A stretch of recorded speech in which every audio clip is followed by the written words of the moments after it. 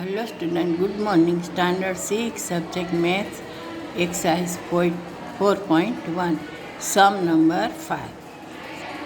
Yesterday हमने 1 to 4 सम किए थे एक्सरसाइज 4.1 के। आज हम करेंगे सम नंबर 5। तो सम नंबर 5 हम करते हैं। तो सबसे पहले है इसमें draw the rough figure and label suitable in each of the following cases. इसमें है ए, सम नंबर 5 इसमें है A. Point P lies on A B. मैंने क्या कि ए का आंसर दिया है, फिर बी क्वेश्चन लिखा है, बी का आंसर दिया है। इसमें एक साथ क्वेश्चन है, एक साथ आंसर है, लेकिन मैंने ऐसे किया है कि सबसे पहले ए लिया है, क्वेश्चन नंबर 5 का ए लिया है, तो इसका आंसर दिया है, फिर बी उसका आंसर। तो सबसे पहले ए है, point P lies on A B. तो हमें क्या करने का है, यहाँ पे लिखा है ना कि ड्रॉ रफ फिगर। तो हमें रफ फिगर ड्रॉ करके फिर जो पी है वो कहाँ पे लाइन ए बी पे लाइज मीन्स है, लाइज है। तो हमें ये दिखाने का है लाइन ए बी करके, और फिर वहाँ पे पी कहाँ पे है वो दिखाने का है। तो यहाँ पे मैंने जो फिगर करके दिया है, रफ फिगर लिखा है, वही मैंने बनाया है। तो आपको भी ऐसे ड्रॉ करने का है और लाइन को नाम भी देने का है, और उसमें जो पॉइंट पी लाइन लिखा है तो वो पॉइंट पी करके भी दिखाने का है। जैसे मैंने किया है ऐसे ही आप कर सकते हो। अच्छे अक्षर में अच्छी लाइन दौड़ने की। अब सम पॉइंट नंबर 5 का क्वेश्चन नंबर बी, ठीक है। तो क्वेश्चन नंबर बी है ray X Y and ray P Q intersect at M. इसका मतलब है कि ray X Y and P G है, वो किसको इंटरेक्ट करते हैं, कहाँ पे इंटरेक्ट करते हैं, पॉइंट एम पे। तो मैंने ये फिगर भी रफ फिगर भी करके दिखाया है कि X Y and P Q intersect करते हैं कहाँ पे, पॉइंट एम पे। जो पॉइंट बीच में बिटवीन पे है, वो दोनों लाइन पॉइंट पे एक दूसरे को इंटरेक्ट करती है, ठीक है। तो ये आपको भी ऐसा ही रफ फिगर बनाने का है और सबको नाम देने का है X Y P Q intersect point M, ठीक है। तो ये आपको समझ में आ गया कि इंटरेक्ट का मतलब है एक दूसरे को काटती है।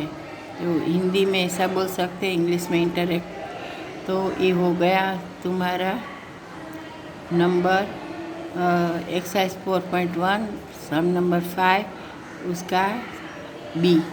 अब उसका करेंगे सी में क्या है वो हम देखते हैं। तो सी में लिखा है line L contains E and F but not D.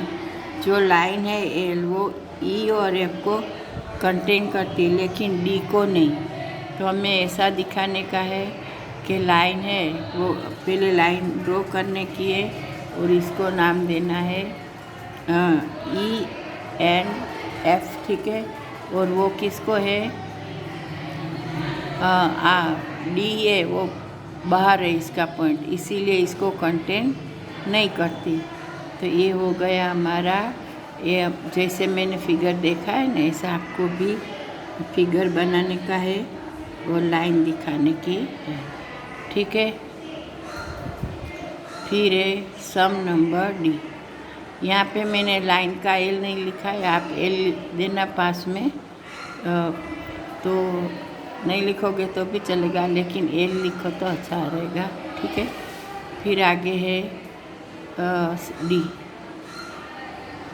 D का क्वेश्चन है O P and O Q meet at O. O P and O Q है वो कहाँ पे मीट मीन्स मिलते हैं, पॉइंट ओ पे, ठीक है। तो यहाँ पे हमने ओ पी और O P and O Q लिख के दिखाया है। ओ है वो पॉइंट पे है, तो ओ पी ओ क्यू हो गया ना। तो दोनों कहाँ पे मिलते हैं, पॉइंट ओ पे, ठीक है। तो ये हो गए हमारा फिगर 1 2 3 4 ABCD। तो ये हमारा हो गया 4.1 का क्वेश्चन नंबर 5। और यहाँ पे ये भी कंप्लीट हो गया। अब हम करेंगे एक्सरसाइज 4.2। उसका फर्स्ट सम है। उसका फर्स्ट सम क्या है मैं आपको दिखाती हूँ। Classify the following curves is 1 open और 2 क्लोज्ड, ठीक है। तो यहाँ पे हमें फिगर दिया है क्वेश्चन में ABCDE। इसमें हमें जो कर्व्स दिया है वो ओपन है कि कौन सी कर्व्स ओपन है, कौन सी क्लोज है, वो ओनली फाइंड करने का है और कुछ नहीं करने का है, ठीक है। तो सबसे पहले आपको क्या करने का है, जैसे फर्स्ट में ए में ड्रॉ किया है ऐसा आपको भी अपनी नोट में पहले क्वेश्चन जैसे मैंने लिखा है ऐसे आपको लिखने का है। और फिर फर्स्ट में ए में जो जैसा ड्रॉ किया ABCDE आपको सब पहले ड्रॉ कर देने का है। क्वेश्चन में ही ड्रॉ है इसीलिए आपको सारा क्वेश्चन लिखने का है और इसमें ड्रॉ भी करके दिखाने का है। फिर आपको इसका आंसर देने का है कि ये क्लोज है कि इसमें कौन सी कर्व क्लोज है और कौन सी ओपन है और कौन सी क्लोज है, ठीक है। तो सबसे पहले आप ये लिखोगे कि classify the following curves as 1 open 2 close. सबसे पहले है ए, वो आपको कैसी है, वो कैसी है आपको ड्रॉ करोगे और देखोगे तो भी आपको मालूम पड़ जाएगा कि ए ओपन है। फिर बी में भी मैंने ड्रॉ करके दिखाई, आपको भी ऐसे ही अच्छा ड्रॉ करने का है। तो यहाँ पे बी है वो मैंने दिखाई है, ऐसे आपको भी करने की। तो ये कैसी लगती है, कहीं से भी ओपन नहीं है, तो ये क्या है, क्लोज है। फिर है सी, तो देखो सी है वो ओपन है ना, सारी क्लोज नहीं है, तो ये ओपन है। ए ओपन है, सी ओपन है और बी है वो क्लोज है। फिर डी में तो एकदम कोई कंफ्यूजन ही नहीं है कि ओपन है कि क्लोज है, ये क्लोज ही है, ठीक है। और लास्ट में है ई, तो ई भी क्या है, क्लोज है। इसमें भी कोई कंफ्यूजन नहीं है कि हम उसे डेफिनेटली ये क्लोज है, ये हमें मालूम पड़ता है, ठीक है। तो आंसर कैसे लिखने का है, देखो मैंने आंसर लिख के दिखाया ना आपको कि आंसर पची ए इन्वर्टेड कोमा में लिखने का है A and C are open curves.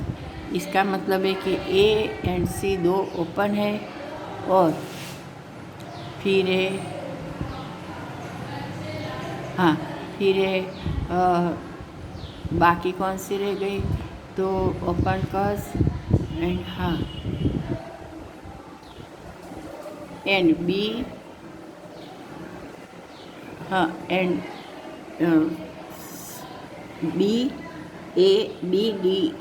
BDE are closed curve.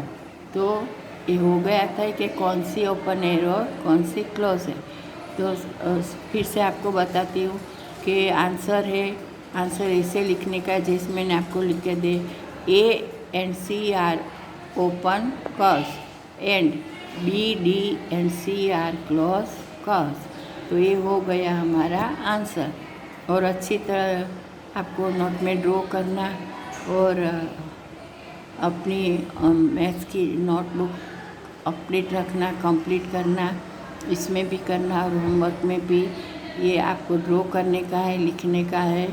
और फिर आगे हम करेंगे sum number 2। Draw rough diagram to illustrate the following open कर क्लोज कर। तो ये इसमें क्या है, हमें अपने आप ड्रॉ करने की है। ओपन कर और क्लोज कर हमें इसमें उन लोगों ने करके दिखाई है यहाँ हमें ओपन कर और क्लोज कर ड्रॉ करके दिखाने की है, वो हम आगे करेंगे। तब तक के लिए थैंक यू।